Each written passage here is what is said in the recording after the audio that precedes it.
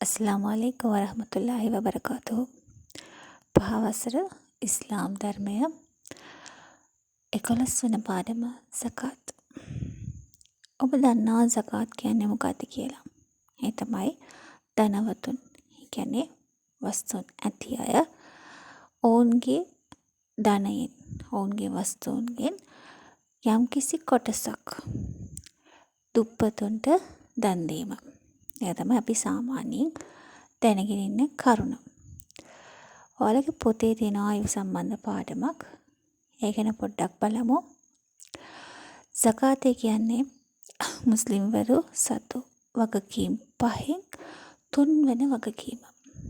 මුස්ලිම්වරු ඒ කියන්නේ ධනවත් පත්කම් ඇති මුස්ලිම්වරුන්ට අනිවාර්ය වෙන වගකීමක්. සකාත් කියන වචනේ තේරුම මොකක්ද?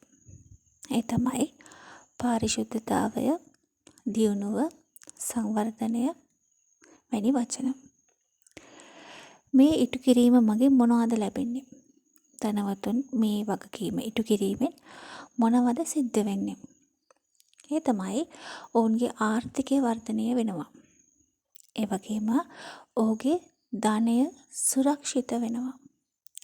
ඒ වගේම ඔහුගේ සිත පිරිසිදු වෙනවා. මේ යුතුයකම ඉටු කිරීම මගින් මොනවද සිද්ධ වෙන්නේ? අපි සාමාන්‍යයෙන් දන්න කරුණක් තමයි දුප්පතුන්ට එයින් යම්කිසි පිහිටක් සිදුවීම. යම්කිසි උදව්වක් ලැබීම.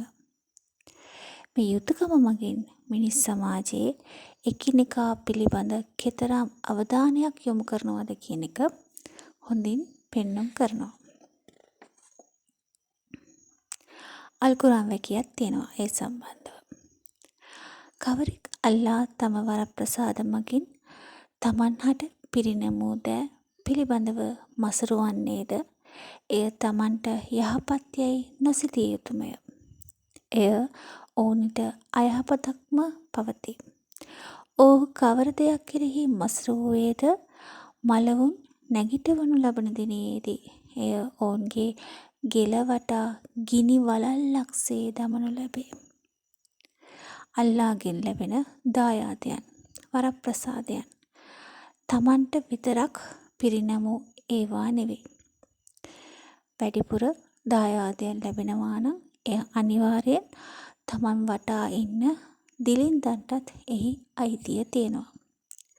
එතකොට තමන්ගේ යුතුයකම වන්නේ එයින් කොටසක් එම දිලිඳු පවුල්වලට බෙදා දීම. හැබැයි සකාත් දිය යුතු කණ්ඩායම් 8ක් ඉන්නවා. ඒ ගැන ඔයාලට ලොකු පන්තිවලදී ඉගෙන ගන්න පුළුවන්. ඒ 8ට විතරයි දෙන්න ඕන. ඒ කියන්නේ කණ්ඩායම් 8. වර්ග 8ක් ඉන්නවා. ඒ 8 දෙනාට තමයි දෙන්න ඕන. ඒ වගේම සකාත් දිය යුතු භාණ්ඩ තියෙනවා. හැම දෙයක්ම සකාත් විදියට දෙන්න බෑ. සකාත් දිය යුතු යම්කිසි ද්‍රව්‍ය තියෙනවා. රත්තරන්, මුදල්, රිදී, වෙළඳ භාණ්ඩ, පශු සම්පත් ඒ වගේ දේවල්.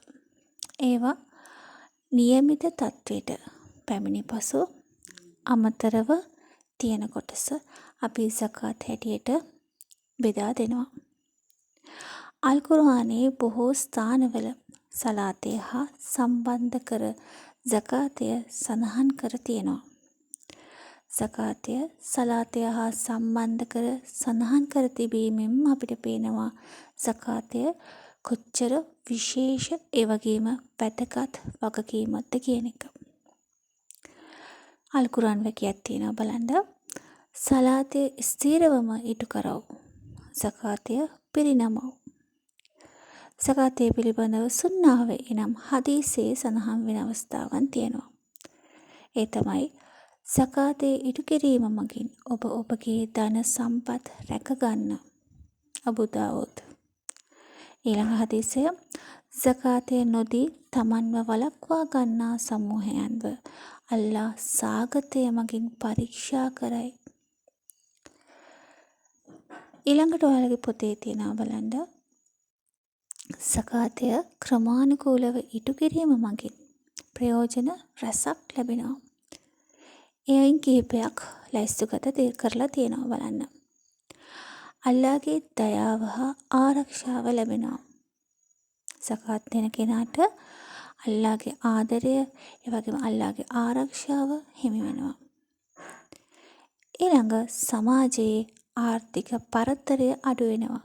ඒ කියන්නේ දුප්පතුන් අඩු වෙලා ධනවතුන් හා දුප්පතුන් නැති රාජ්‍යයක්, ධනවතුන් විතරක් ඉන්න රාජ්‍යයක් බවට පත් වෙනවා. ඒ සමාජය යම්කිසි ආර්ථික වශයෙන් ස්ථාවරත්වයකට පත් වෙනවා.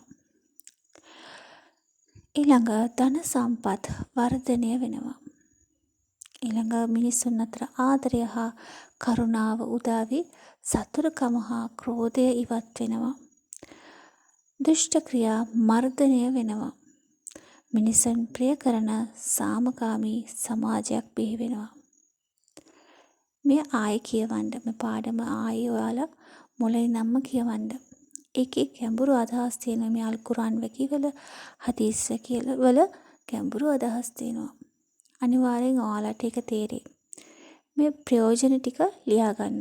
අනිවාර්යෙන් පාඩමේ නම ලියාගෙන සකාතේ දීමේ වැදගත්කම කියන අල් කුර්ආන් වැකි, හදීස් වැකි එක බැගින් ලියාගෙන, ඒ වගේම සකාත් කියන වචනේ තේරුමත් ලියාගෙන, ඊට පස්සේ සකාත් දීම මගින් මොන වගේ ප්‍රයෝජනයක් ලැබෙනවද කියන එකත් ඒ කරුණු ටිකත් ලියා ගන්න. හරි. ඊළඟට අභ්‍යාසයක් තියෙනවා. එයත් සම්පූර්ණ කරන්න. එහෙනම් අදට එපමණයි. අස්ලාමු අලයිකුම්.